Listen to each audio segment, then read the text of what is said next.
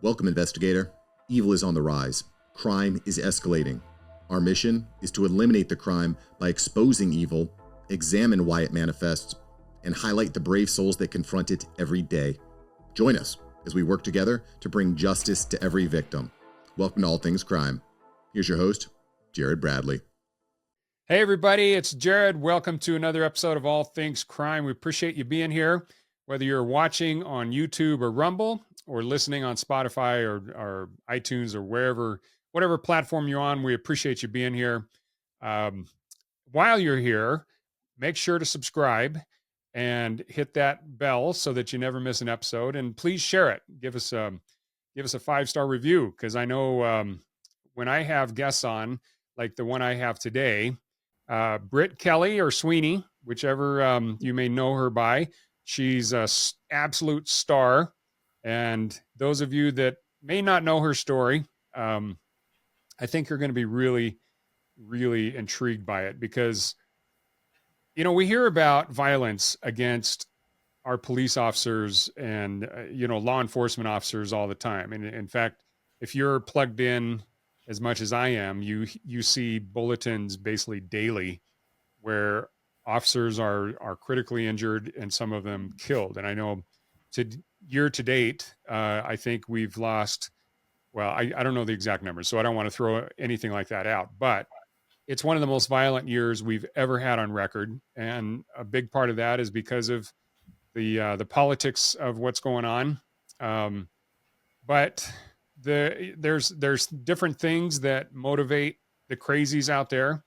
And some of them feel that all of their anger needs to be directed at law enforcement for one reason or another. And most of the time I've seen that kind of thing, it's because they just do not understand how society actually works and how critical law enforcement is to our entire society.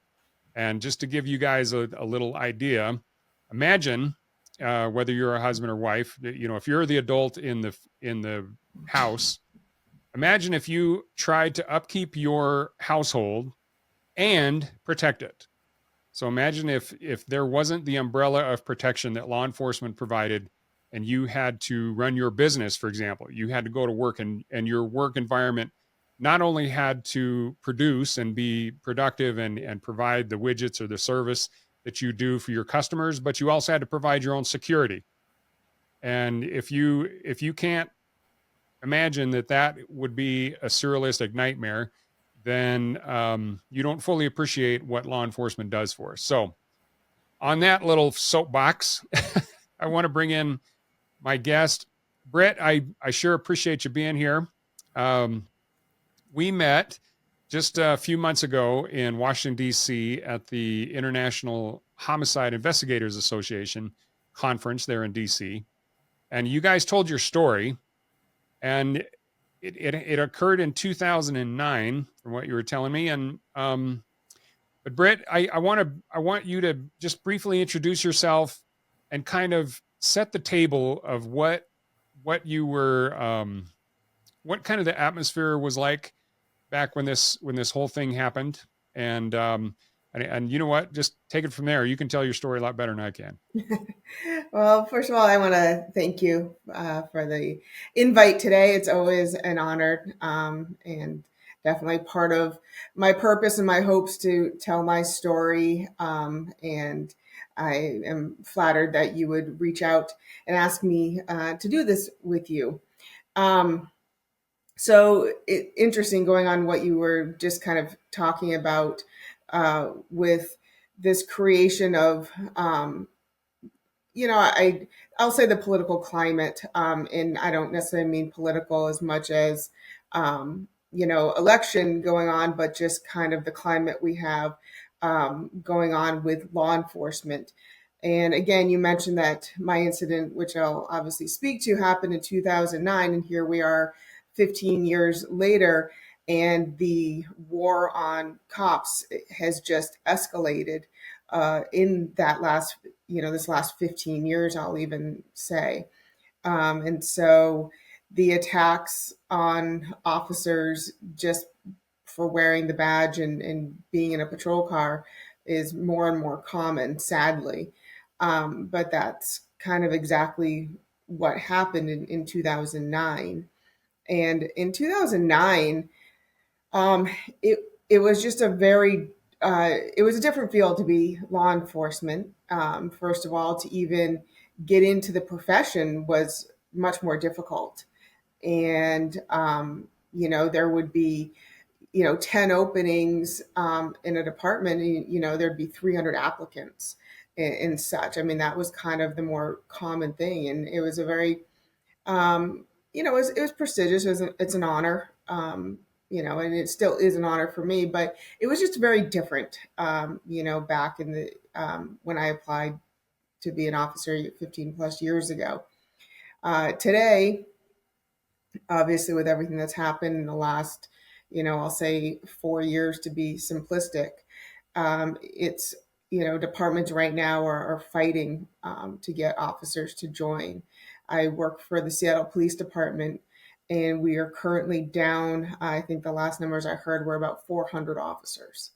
How we're even operating, I'm not sure. And obviously the citizens are kind of they're the ones paying for this because they're not getting the service that they deserve from their law enforcement um, officers. And exactly what you said, that they're actually having to go out and protect their own businesses, their own homes, etc. There's more private security than there's ever been because businesses just know that they can't rely, unfortunately, on their police department.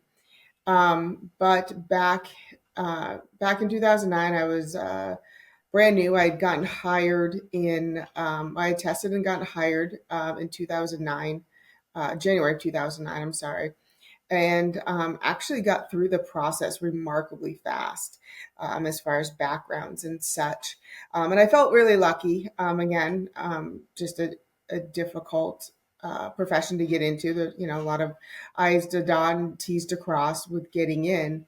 And got in to academy, and I had no background whatsoever. I had no family who were first responders. I had no family who were um, longtime military or anything. I just, honest to God, was just a calling for me that I just one day was just like, that's what I want to do. It wasn't, everybody usually has the kind of great story of, since they were knee high to a grasshopper, they've always wanted to be a cop. And I can't say that's true. I just was kind of neutral to the thought, but I feel blessed that I don't know what urged me to go into the profession, but I did, and went through academy, graduated academy August 2009. Seattle has a post academy that's, I don't know, I think it was roughly about 6 weeks that we went to after academy.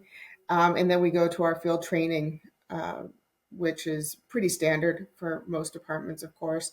Our field training was pretty standard as far as 3 rotations each, approximately a month. You were in field training for about 3.5 months total before you were released and blessed on your own.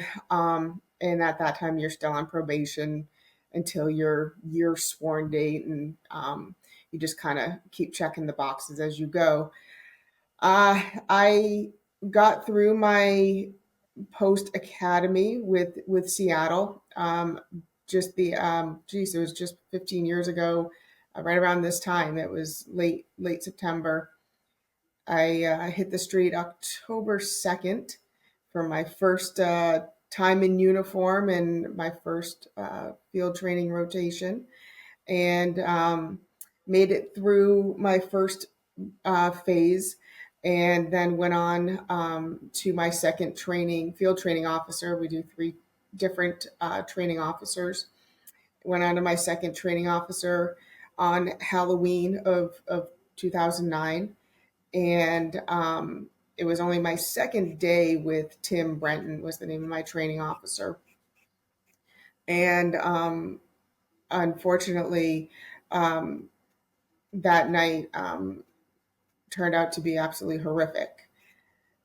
Um, we we were working nights. I was working what we call third watch. At that time, the hours were approximately, I think, shift was 7 p.m. to 4 a.m. was our shift. And of course, Halloween costumes, fun. 2009 Halloween was actually on a Saturday night. I remember it was a full moon. There was just a whole lot of things that kind of came to a culmination that night. And of course, as a new officer in field training, I was extremely excited.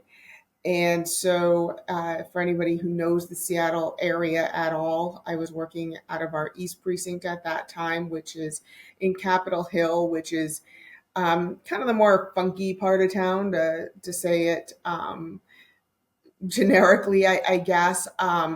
It just was going to be probably the most fun area of the city to be working for Halloween. And so we go out on shift. We did a couple.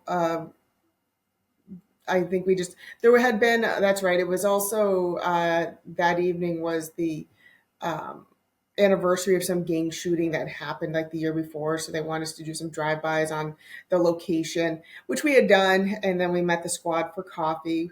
And since it was only my second shift with these folks, I was meeting a lot of them for the first time.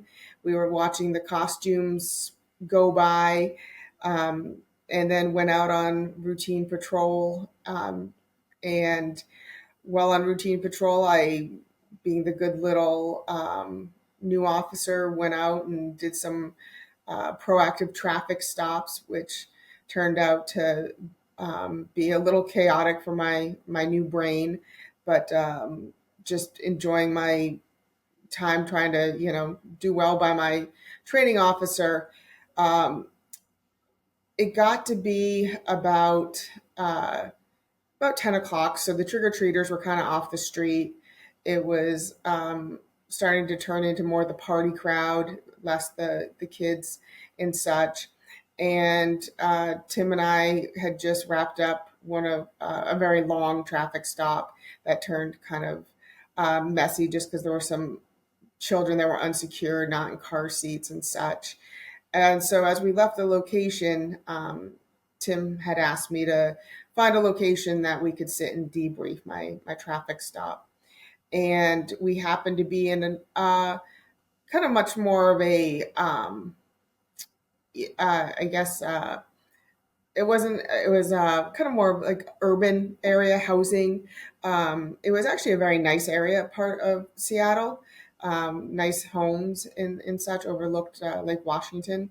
And so I kind of wished we were in a more commercial area so I could find a place to park, but I just opted to kind of go down a side street and parallel parked in the only place that was available, which was actually blocking the entrance to a parking lot to a small apartment building, just because city parking is always difficult. So figured we'd be in the car anyway, not a big deal. If we were blocking a entrance, I could move. I was driving. At this time, we had Crown Vics because, again, this was 15 years ago. So we'd Crown Vics sitting parallel parked, side of the road, teeny tiny road, small. Even though it was two-way traffic because there was cars parked along one side of the street, two vehicles could not have passed each other. So it was that type of game for anybody who knows any city driving where you kind of have to jockey in between cars and let another car go and go around. Very common in the small streets of Seattle. And that was this street as well. So again, just kind of head on a swivel, keeping eyes on vehicles going by and any people. There weren't many, again, pedestrians in this area because we were kind of off the beaten path a bit. Very ambient lighting, and we had the inside dome light on. Tim again in the passenger seat, and I was parallel parked. What was the west side of the road, which meant through traffic was to my left, was was to the driver's side, of course. And so I was sitting, Tim sitting with a steno pad on his lap with everything I did right and mostly everything I did wrong on the traffic stop to review with me. And we're just sitting there. And again, to this moment, I don't know what drew my attention to the left. I don't know if Tim said something. I don't know if I saw his look. I don't know if I heard something. My window was probably at least halfway down, maybe 2/3 of the way down, and I heard something that turned my attention to look left. I got my head to maybe about where the A pillar is in the vehicle, and could see that there was another vehicle pulled up parallel to us, so tight to us and so close to us that if I had wanted to open my door, I would not have been able to. Um, I do recall that the A pillars were about lined up, and I only got my head to as far as that A pillar when all of a sudden a blast, a muzzle flash, the smell of gunpowder, just kind of, I'm going to say blew me over, but it not literally, but just in fear. And I was able to turn and kind of bury myself into the console of the vehicle. And we were taking on gunfire. And with every round I heard, I just remember trying to duck lower and lower. And again, I'm in the driver's seat, and people always envision that I kind of slunk down, and I didn't. I thankfully didn't at the moment that we were stopped have my seatbelt on. I was able to kick my hips up, um, so that essentially my butt was against the door, and I just twisted so that my face was down towards the center of the vehicle.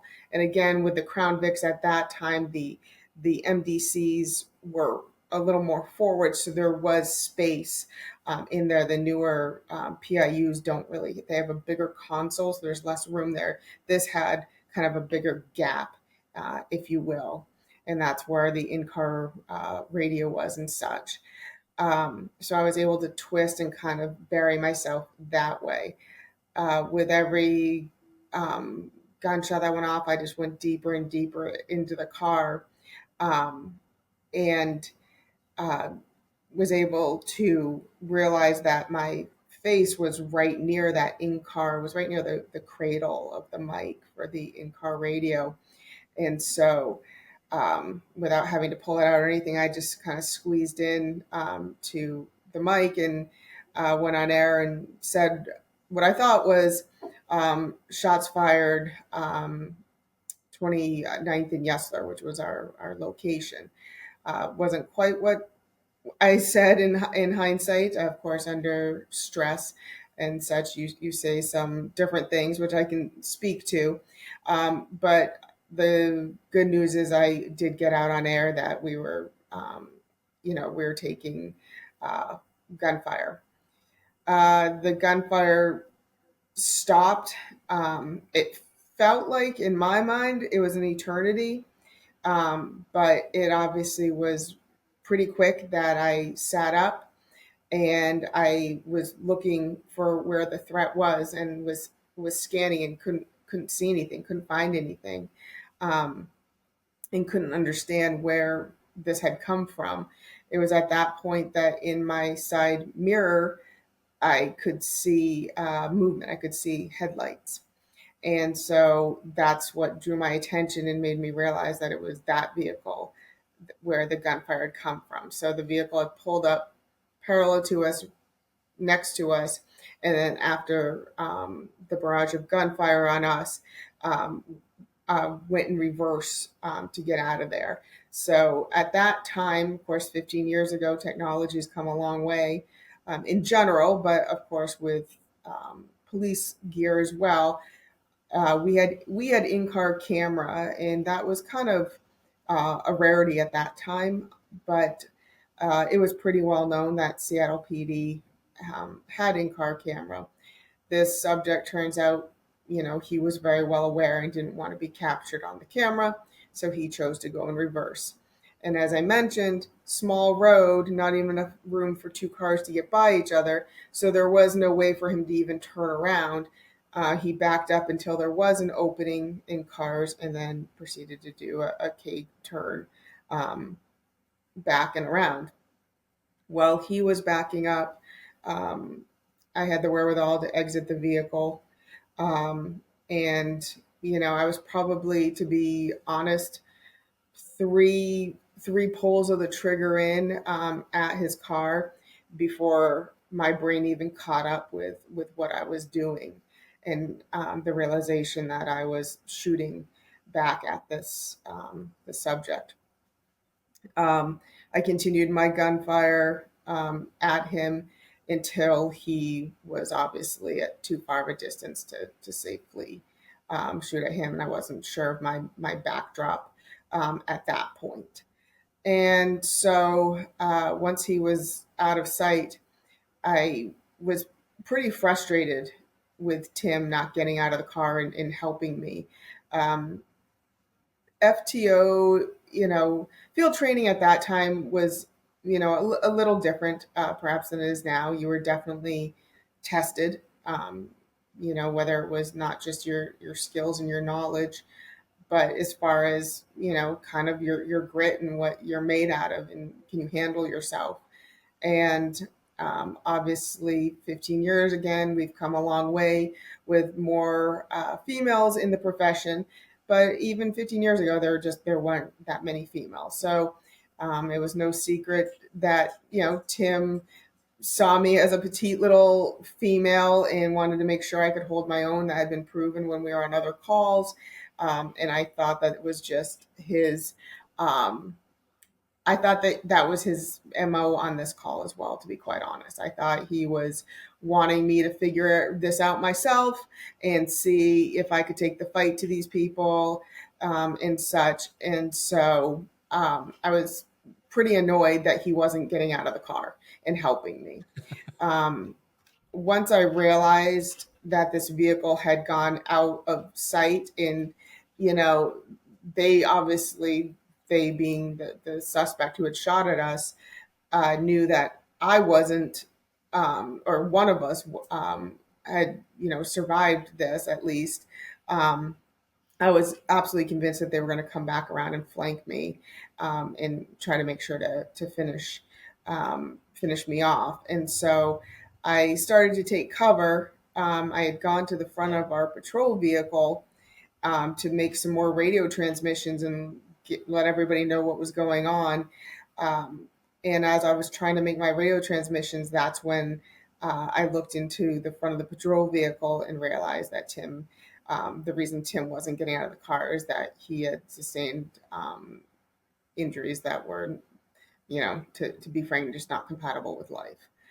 Um, and so it was at that moment that I realized, like, I had to protect myself, and whoever this was that was hunting us was gonna come back around and make damn sure they got me. So not wanting to be hanging out at the patrol car, knowing that was what had drawn this person to us, since we weren't even logged to a call. We weren't even still logged to the traffic stop that we had been on. We were literally just sitting on the side of the road debriefing.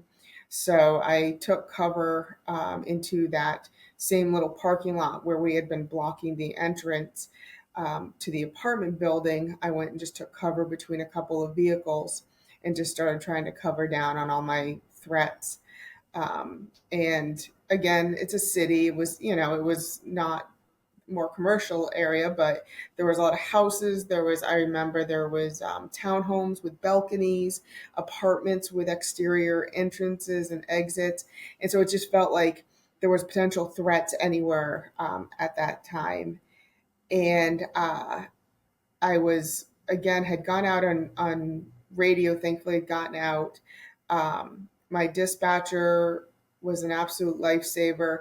She had, upon hearing my very first transmission that I made in the car when I came out on air, when I said when I thought I said shots fired 29th and Yesler, again, which was our location, I had actually just come on air and said shots fired north of Yesler. Again, for those of you not familiar with Seattle, Yesler is a very long road. It's a very main road.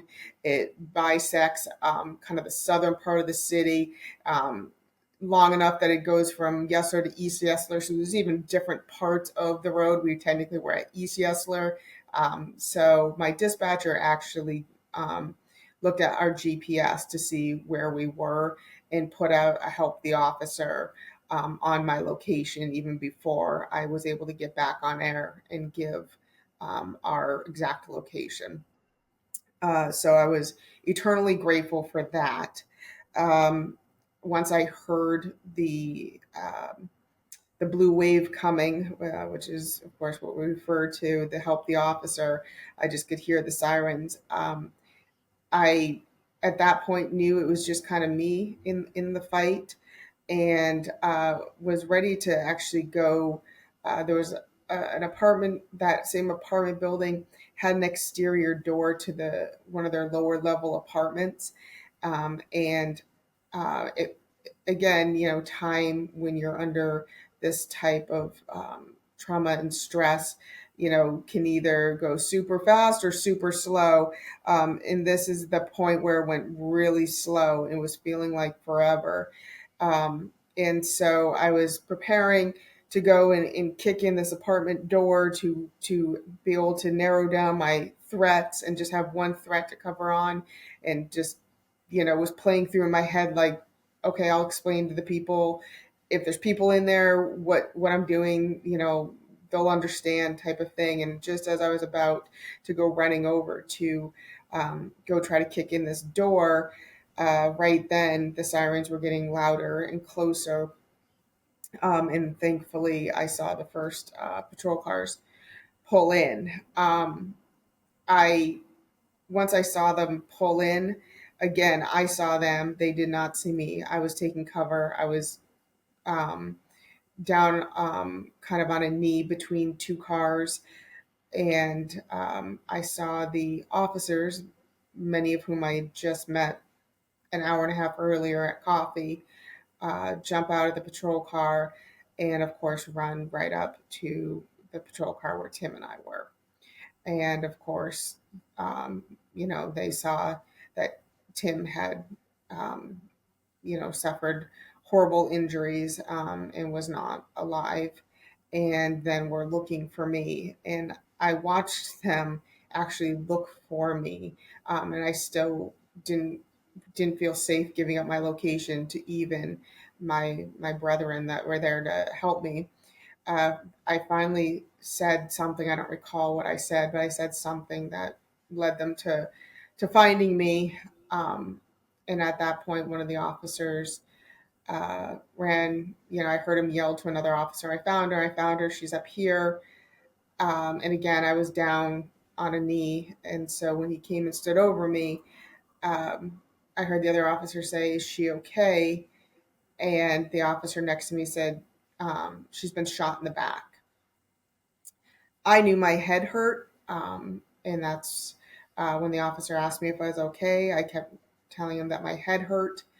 I did not feel any pain in my back. My thought was, oh crap, I just don't feel that one yet. And so they had me stand up. The officer asked me to stand up. He asked me to holster my weapon. I put my Glock into my holster. I heard the first retention click. I did the second retention.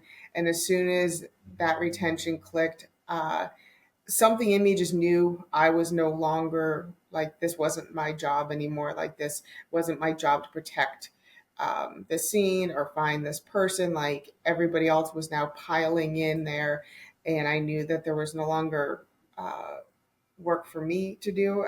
I guess, like, I just remember mentally just knowing that the battle for me was done as far as that moment. And so when that second click of my retention went, I just the waterworks went on. I threw my hands up in the air, and you'll have to edit me, Jared, but I walked off, and my exact words were "fuck this, I quit." And they literally had to chase me down, um, grab me, do the buddy check, strip me of my uniform to make sure I didn't have any um, other unknown wounds on me, and they got me into the back of a medic unit. And uh, it turns out that um, I assume, um, well, the first round that came into the vehicle grazed the top of my head, and that was the wound that I felt. And that's my head that hurt. I can only assume it was had to have been the second round. Actually went up the uh, middle of my back and caught my shirt and vest right dead center spine. Um, and went through all but the very last layer of my Kevlar. And just um, lucky for me, it when it hit the Kevlar, instead of rifling and digging in, it rifled and deflected and obviously went out. How it didn't hit me in the back of the head um, is just, nobody really knows. It's all kind of um, I guess you can say a miracle. I obviously just believe in a greater being. Obviously, had their eye on me that night, so um, I was able to essentially walk away from this with just a mild wound to the top of my head. But Tim obviously did not survive. It Over the course of the investigation, it was found out that it was actually 223 rounds that we had taken. So realistically, had the vest obviously wouldn't have stopped those rounds if I had been hit straight on. But it still was able to deflect and, like I said, rifle um, spin those off rather than dig them in. So um, I was able to, I survived. I walked away from that night, and um, Tim died instantly at the scene, and then the intensive manhunt, which is what you got to hear in DC, ensued from that night forward. So I don't know if there's more. Yeah. Oh, wow. Well, I appreciate you sharing that because, um, first of all, of all initial blessings, and I don't want to make light of it, but thank God you were as vertically challenged as you are, because if you'd been an inch taller, that round that grazed the top of your head uh, would have been a bad one. So Yes. just to kind of set the scene here, this car basically pulls up right next to you guys, and like you said, it was so close you couldn't have opened your door. So that means the hood of his car was probably you probably could have reached out the window and touched it, right? So it was such that I could have reached out and like touched probably like by the window because he was even with our car. So his A pillar Oh, was okay. was equal to our A pillar. If you So know, he was right next to you as opposed to a little bit behind you. right next to us, and it Wow. was. I do recall that the car was smaller. Like, a Crown Vic is, kind of a chunky car, if you will, for being, essentially a sedan. I remember this being like lower and smaller, and it, did turn out through the investigation, it was a Datsun, some old Datsun I don't remember the exact model, but it was a smaller Mm-hmm.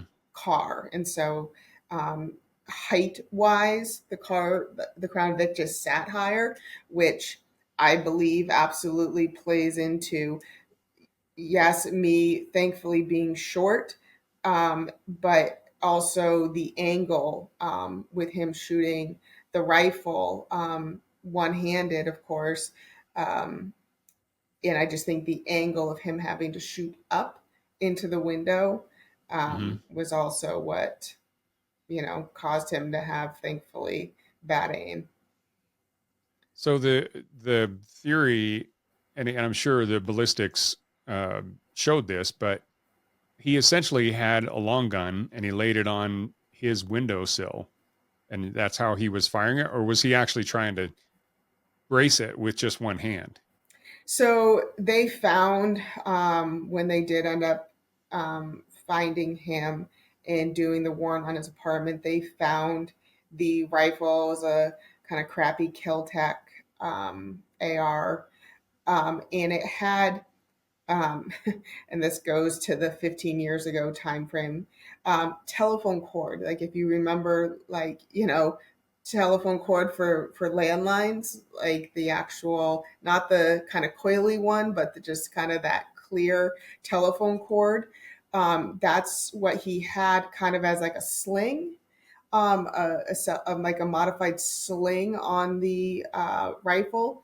And what they deducted is that he used that to kind of brace it around his forearm so that he was able to extend his arm, but yet, be able to single handedly kind of shoot this rifle. Um, Hmm.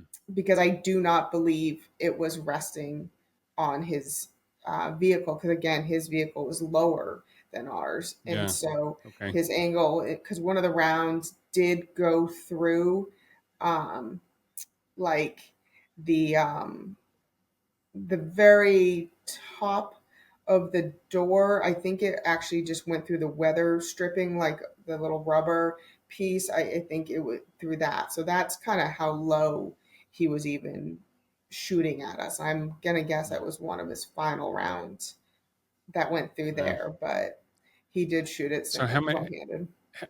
how many rounds did he get off?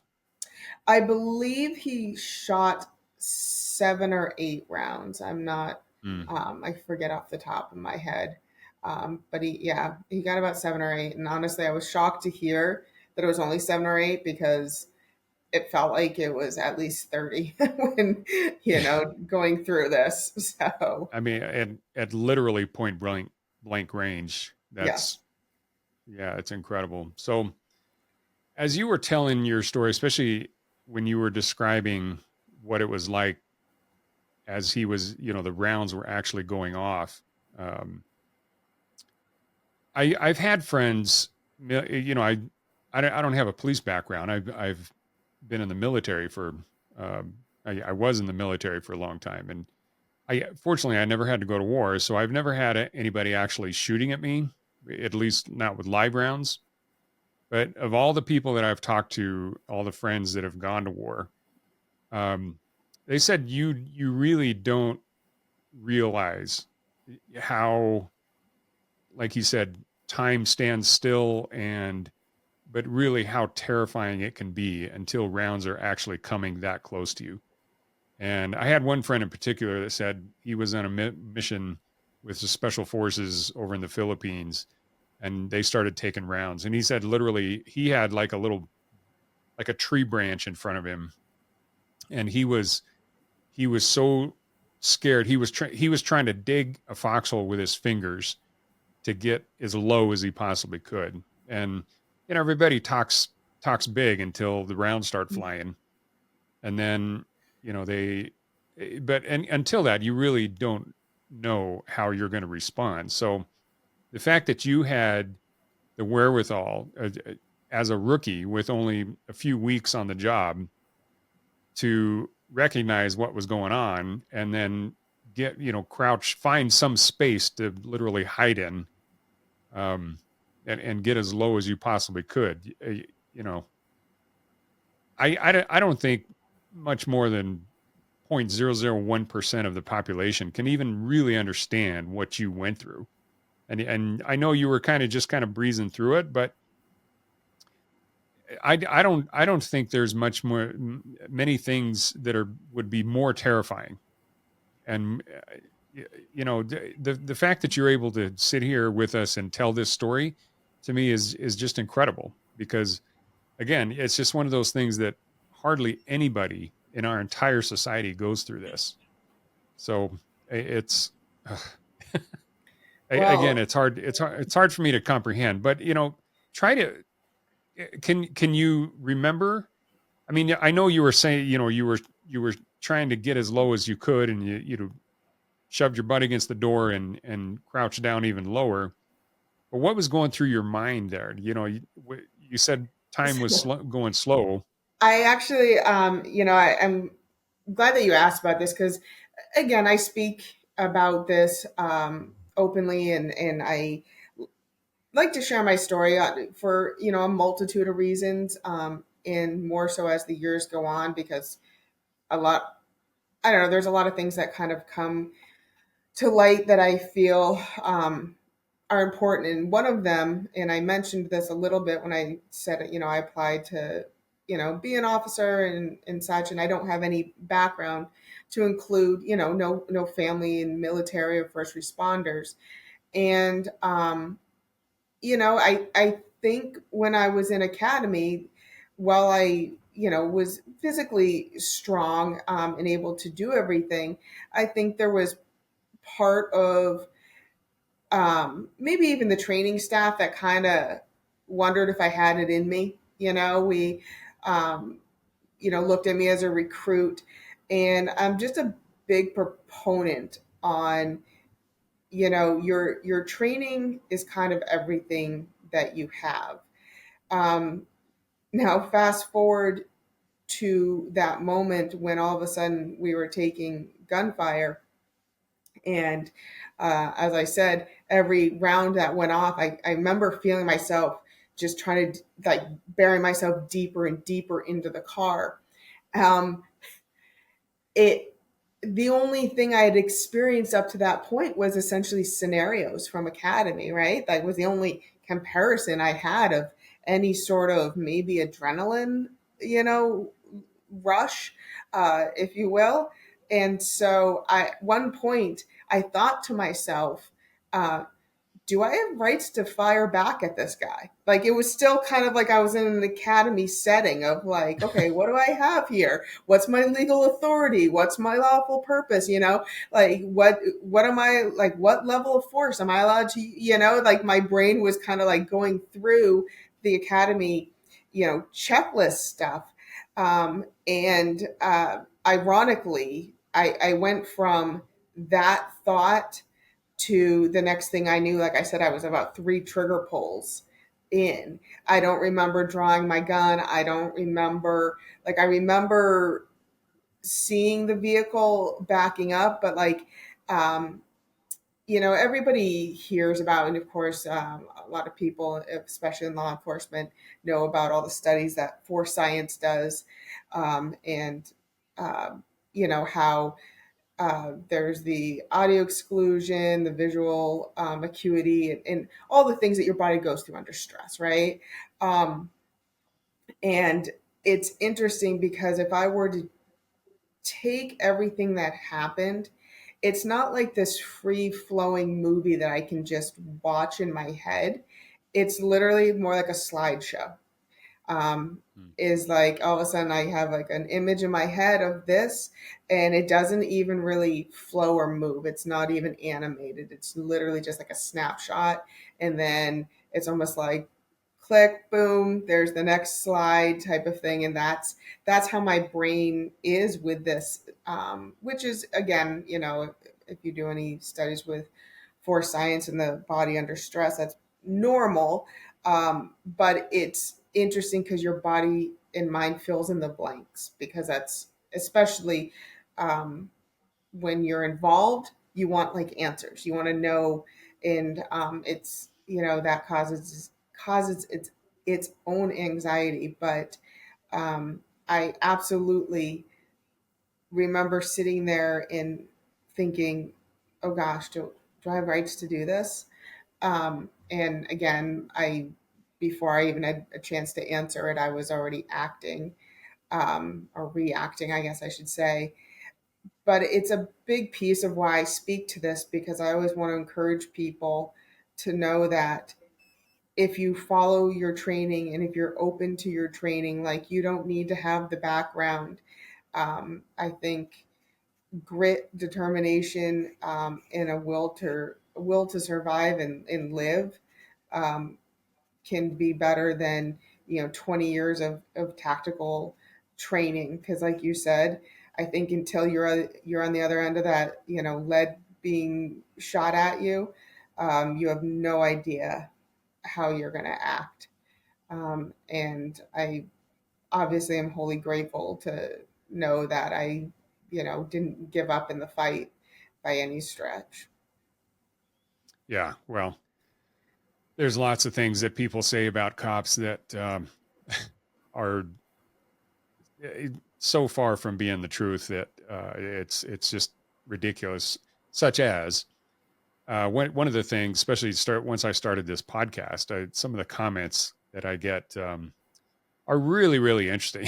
So, but one of the things that I think is kind of a general feeling out there with a lot of people that never really take the time to investigate it themselves is a lot of comments is, people become cops because they want to carry a badge and be able to bully people and be able to make up for you know little man syndrome or whatever, just ridiculous things like that.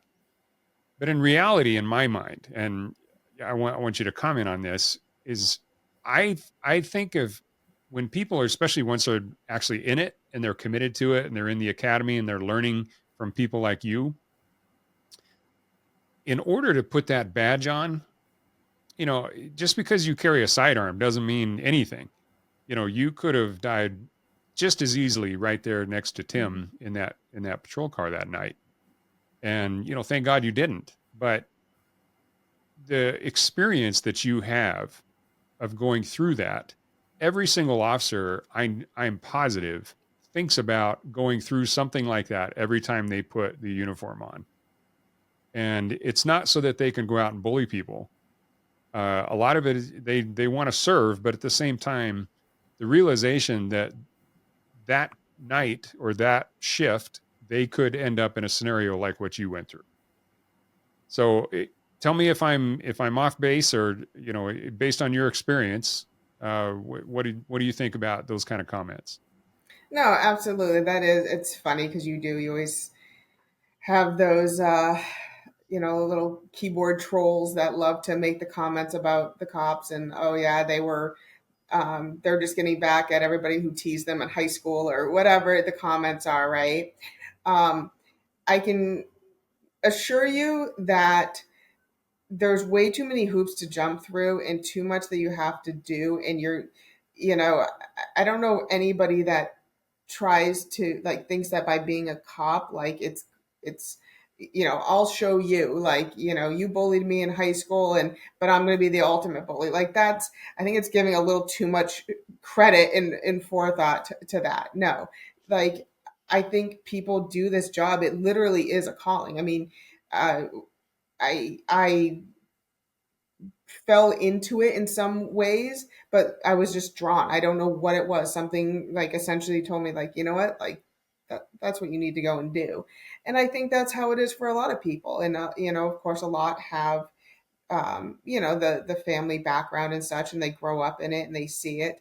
I think there's there's all types of people in this world, but the people who choose to be officers are people who feel the need to live with purpose. And I'm not taking anything away from people who, in the civilian world, who have whatever job it is. Like, I'm not saying that you don't have purpose, but it's just a different purpose. This is a purpose to kind of do outside of yourself and to be that protector. And I honestly think it's actually the opposite. I mean, growing up, I was actually always a protector of my friends, even at a young age. I never liked seeing people get bullied. I was always the person that was trying to separate and make nice. So I think they actually are the opposite, because you wouldn't go out and put your life on the line for people you've never met and you don't know, uh, if you were just looking to overcompensate for being the bully or trying to be a bully. You know, as much as I'd like to say that officers, when they, you know, get dressed for shift, think about, this could be the day. Like I need, I think in some ways you don't think that way, and not out of ignorance, because you don't do things without fear, you do it in spite of the fear. And so, um, I know personally, I'm just a believer in energy. I think energy, um, is what really kind of keeps this world moving. And so I think that if you feed negative, you're giving energy to the negative.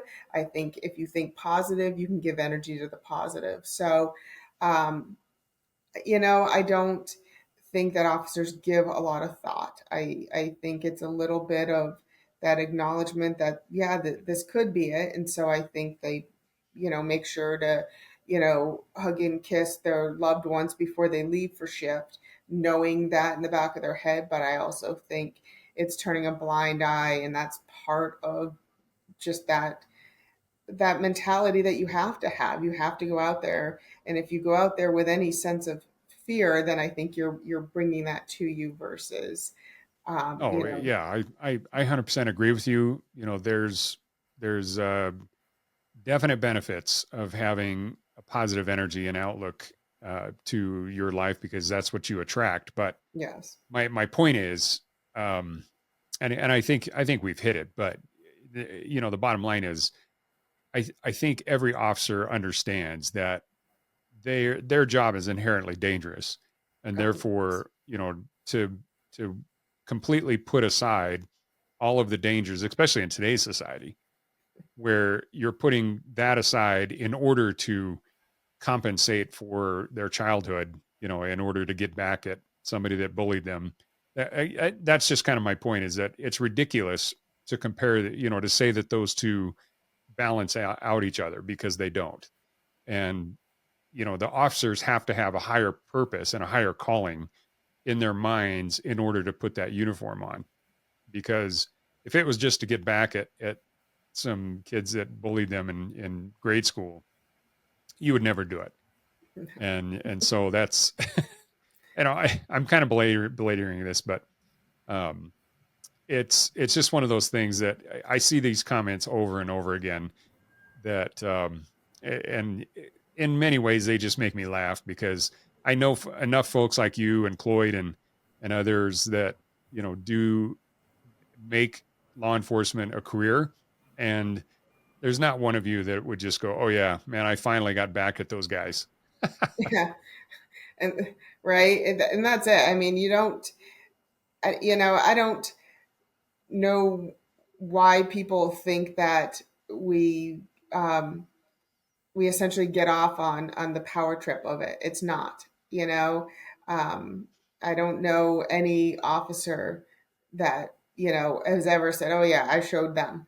I agree with you. Yeah, Like, um, you go through way too much, and not even like you as the individual. You see your friends go through so much, you lose friends, right? I just sadly, obviously, I went through this incident myself. I have an academy classmate who was shot and killed in 2018 at a domestic.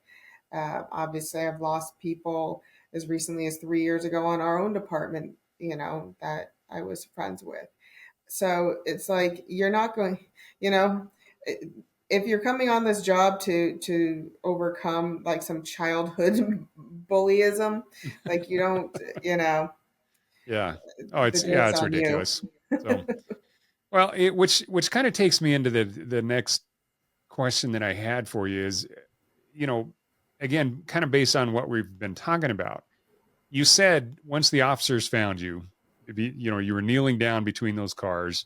I'm sure you were partially in shock, and but you were in 100% fight or flight mode, and which caused you to crouch down there, long enough that even knowing that those other officers had probably secured the scene, they're looking for you, and yet you still stayed down below those cars until they found you.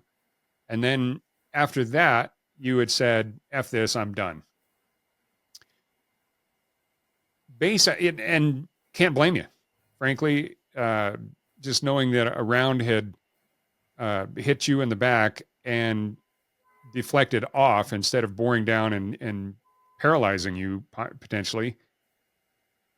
I totally understand why you might have said, screw this, I'm done. There's no way I'm gonna go back to this job. But you did. Explain to me why as opposed to that moment where you said, F this, I'm done, to what flipped and made you decide to come back. Um, I have to give a lot of credit to, honestly, I guess I have to say even the citizens as a whole. I was going to say of Seattle, but I got such support nationwide. Um, I had people from all over reaching out to me with cards and letters and I think emails to the department and such. But then, of course, my colleagues and brothers and sisters. But I, they carried me essentially for the first few days because you said that I was probably partially in shock. I would say I was wholly in shock. The things that I went through in the days following were just wild and crazy as far as the adrenaline dumps and not sleeping and everything. And, everybody just kind of carried me. Like I was absolutely numb. Um, but I recall, so this was on a Saturday. It was that Friday was Tim's memorial, and I just I had kind of in my head, I felt supported and kind of carried in this bubble, if you will. And then I was with what had been my first FTO. Because of course I was so new in the department, I didn't really know anybody. And my first FTO, she was the person I knew the most because she was the only person I'd spent time with. Just because I had spent 20 shifts with her or what have you. So I was with her. We were driving in the procession, and I just remembered being overwhelmed with the support that I saw of everybody along the procession route. And I remember the exact moment of seeing, and I can't remember if I spoke to this when I spoke in DC, but I remember seeing these two little Boy Scouts that were in uniform. And they, I guess, were technically probably even Cub Scouts for if we're being technical about it, because they were so young. And they both were standing with their salute with their two fingers. And I just remember, and as I'm speaking of this, I'm still getting goosebumps because the visual is so strong. I just remember seeing them and realizing like their respect of this fallen officer and everything that they realized. And at that moment, I just thought, why am I going to let somebody who I don't know, because at that time the suspect hadn't been caught. Why am I going to let somebody else like change the course of my life? Like that's giving them an awful lot of power. And I just thought this is what I want. And so it was that very moment I just remember thinking, nope, this is the best decision I've ever made. I'm not quitting. And so from that moment forward, I just, again, all the energy was poured going forward. Yeah. So Nice. Well, I think what you're describing there is, again, that support is also that brotherhood. And there's just a way of bonding.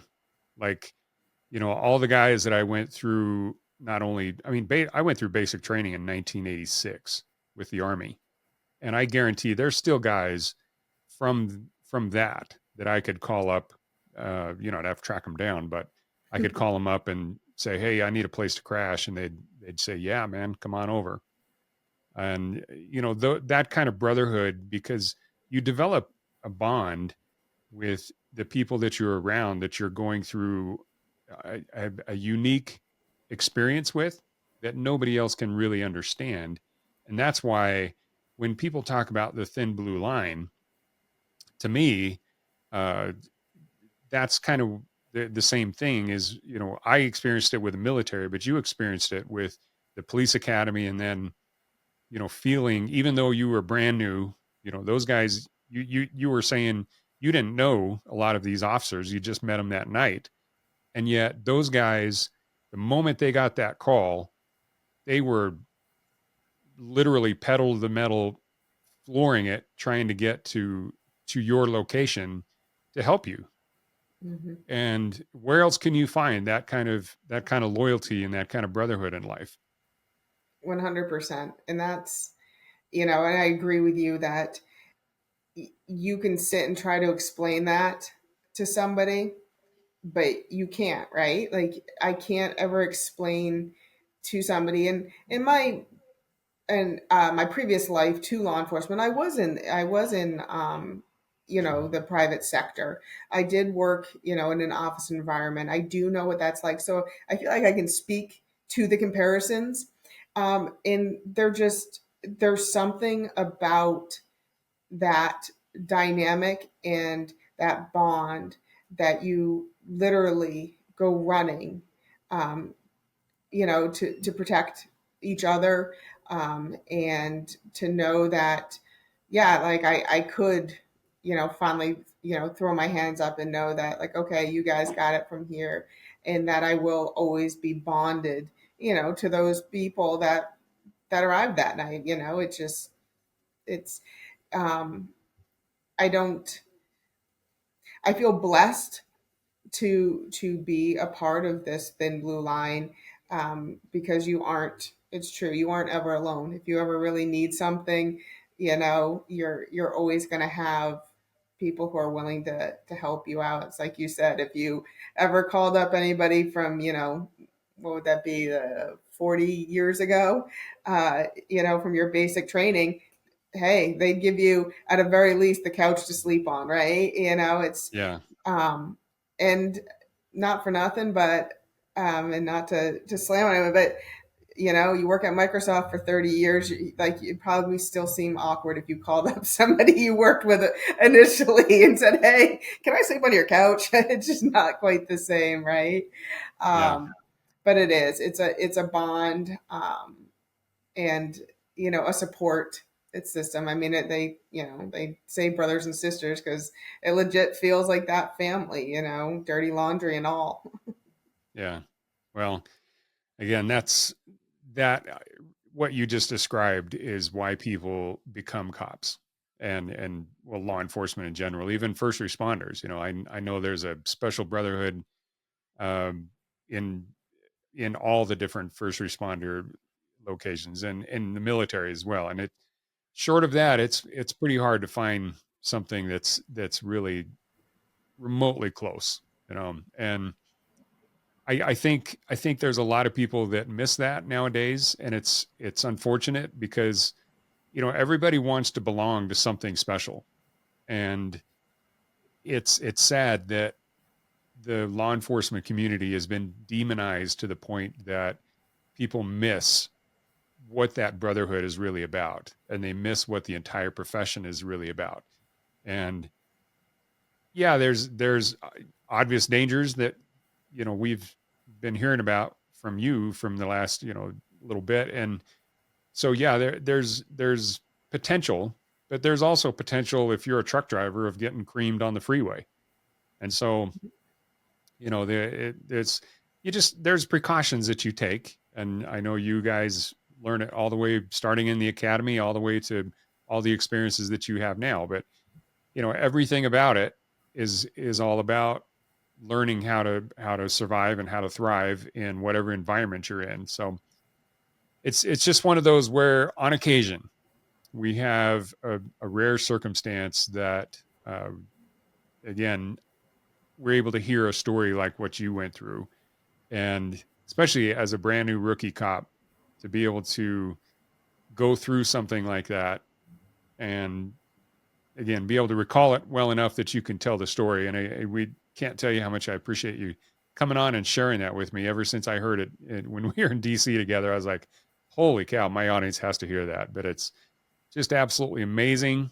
But as much as I applaud you surviving that experience, I applaud you even more for sticking it out. And now my understanding is you are actually in the training academy training new recruits, correct?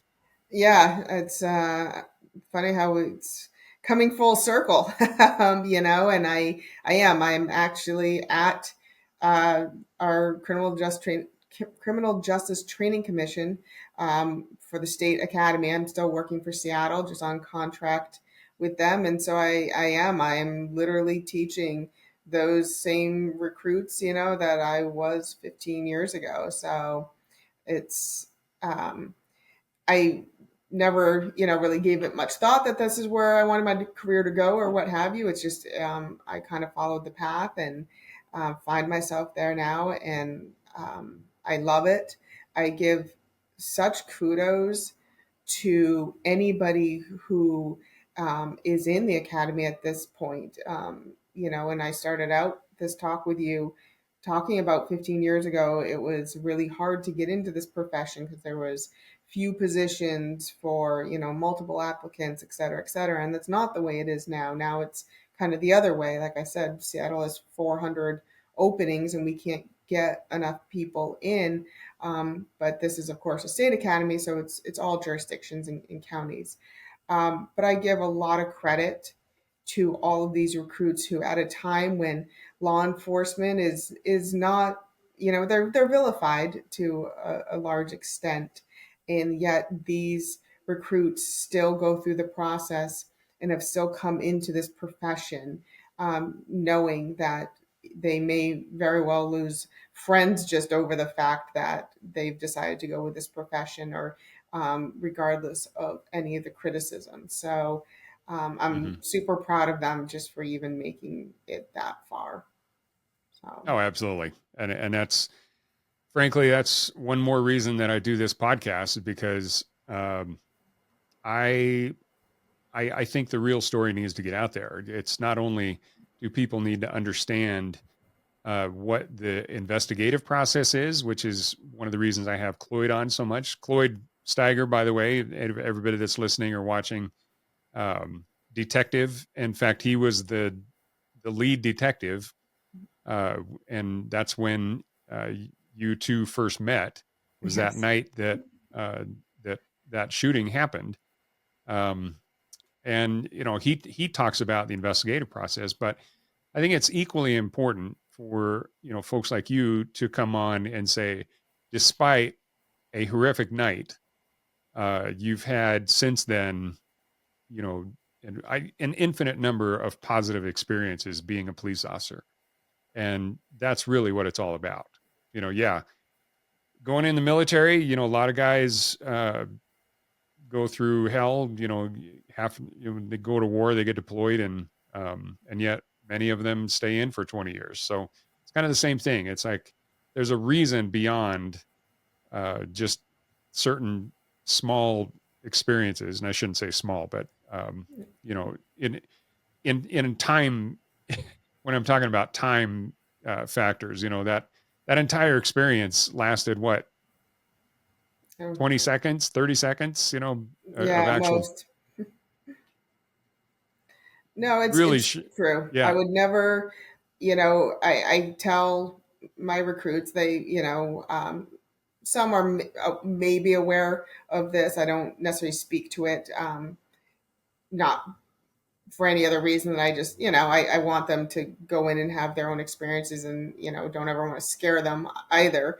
But I would never choose to do anything else, even after everything that we went through the last, 4 years in this profession. I love what I do. I love going to work. I am so lucky. I don't, I have the ability to retire in 5 years, and I don't know that I will. I just don't know that I will. It's such an awesome um, profession to get into. And again, just to kind of keep giving back, and I'll do my one little piece on this marble that we live on, and that's all I can hope to do. But it's I for anybody who ever questions about going into the profession, I couldn't, you know, endorse it more, and this is again coming from somebody who has no history. I mean, I had no idea what I was getting into, and I got quite lucky. So, yeah. All right. Well, Brett, on that note, I'm going to say thank you for coming on to the show and telling your story. And again, if anybody has, they want to, learn a little bit more about that night, is there a website or anything they can go to learn about it? there isn't, I don't have any website or anything set up. I'm always willing to speak to people, on any level. There's a lot of people who have since gone through incidents and stuff, and they like to share, and I always like to hear from other people. So if anybody wants to reach out, I'm more than happy to give you my email address and have people reach out. I love hearing from people. I really do. This is, um, a lot of reasons I speak in, like I did in DC, and in Mm-hmm. this helps my purpose. This helps my purpose of, it was a real struggle, a real mental struggle, to have survived that. When Tim, had two young children, a wife, and was killed. So part of my realizing, my life was spared that night, is to keep finding my purpose and to keep plunging forward. And a big part of that is to do this. So I highly encourage people to reach out to me, because it's all very Yeah. helpful, and part of my process of, still kind of going through all this. Oh, absolutely. And last thing is you got to talk about the memorials that you've put up. Oh, and the timing of that is epic. Yeah, so my big passion project is that when Tim did get killed, there was a memorial put up at the location where he was shot and killed, and it was a beautiful memorial, big granite badge, and it just had his badge number etched on it. And a couple years ago, it dawned on me that none of our other fallen officers in Seattle have memorials or anything um, to do with their death, which is embarrassing to speak to, but the truth. And so I did a grant, proposed it to our Seattle Police Foundation, which is obviously a nonprofit that supports Seattle PD, and they agreed to pay for one of these memorials each year for our fallen officers, and um, so they cost about 16,000 a piece. So we actually just 2 days ago secured the funds for our next memorial, which will be going up in May, for Officer Joselito Barber, who was killed in 2006. And this Thursday, we are doing our dedication for our fallen officer, Lexi Harris, who was killed in 2021, was struck by a vehicle during a collision investigation. And so her dedication is going to happen this week. And again, like I said, we secured funds for the following one. And so if anybody wants to read about that, the SeattlePoliceFoundation.org website has talks about that fallen memorial project that I do. And that's another big purpose, if you will. I just constantly keep opening doors, trying to, make sure that I'm not taking for granted that, yes, my life was spared by, you mentioned an inch. If I had been an inch taller, I would say even a centimeter taller might have been a bad day. So I don't take that lightly. So thank you for letting me speak to that. Oh, of course. And I'll try to get all of those links in the show notes, so everybody can Awesome. go to the show notes and click on those and follow you. So again, appreciate everybody listening, watching. Make sure to subscribe and definitely check out the foundation and stuff that's going to be in the show notes. So thanks for joining us. Your attention today brings us one step closer to exposing and eliminating the evil that brings crime to our communities. Hit subscribe and share this episode. Together, we will bring justice to every victim.